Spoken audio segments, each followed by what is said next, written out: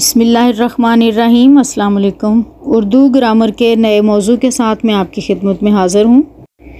जैसा कि आप जानते हैं कि लफ्ज़ क्या है और इसकी अक़साम के बारे में भी आप जान चुके हैं। लफ्ज़ क्या था? इंसान जो भी अपनी ज़ुबान से बोलता है, जो भी कहता है, वो सब अल्फाज हैं। इसी तरह से लफ्ज़ की अक़साम के बारे में भी आप इससे पहले वीडियो में जान चुके हैं कि लफ्ज़ की दो अक़साम हैं, लफ्ज़ मौजू और लफ्ज़ मोमिल। यानी लफ्ज़ मौजू वो लफ्ज़ जिसके कुछ मानी होते हैं, यानी बामानी लफ्ज़ जिनका कोई ना कोई मानी हो, वो लफ्ज़ मौजू कहलाते हैं। और लफ्ज़ मोहमिल क्या थे? जो कोई मानी नहीं रखते, ऐसे अल्फाज जिनके मानी नहीं होते, बिला वजह बोले जाते हैं, वो सब क्या कहलाते हैं? लफ्ज़ मोहमिल। आज हम देखेंगे लफ्ज़ मौजू की मज़ीद कितनी अक़साम हैं। लफ्ज़ मौजू की दो अक़साम हैं। पहले है कलमा और दूसरी है कलाम। पहले देखते हैं कलमा क्या है।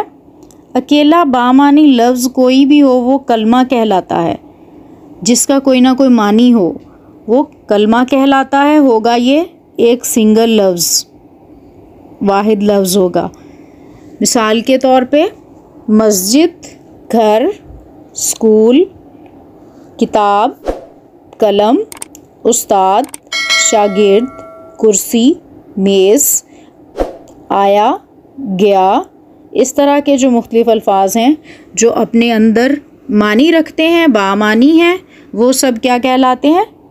कलमा कहलाते हैं। इसके बाद अब हम देखेंगे कि कलाम किसको कहा जाता है।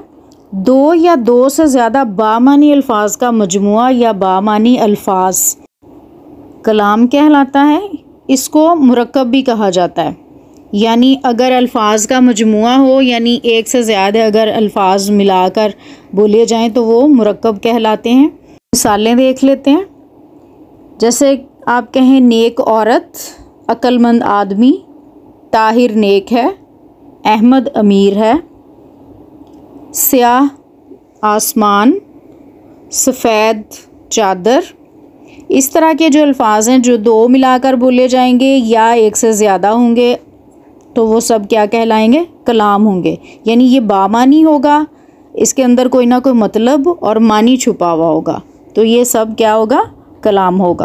उम्मीद है आज के मौजू लफ्ज़ मौजू की अक़साम कलमा और कलाम, जिसके बारे में हमने तफसीलन मिसालों के साथ बात की, आपको यकीनन समझ आ गई होंगी। अपने अगले सबक के साथ आपकी खिदमत में दोबारा हाज़िर होंगी। तब तक के लिए अल्लाह हाफ़िज़।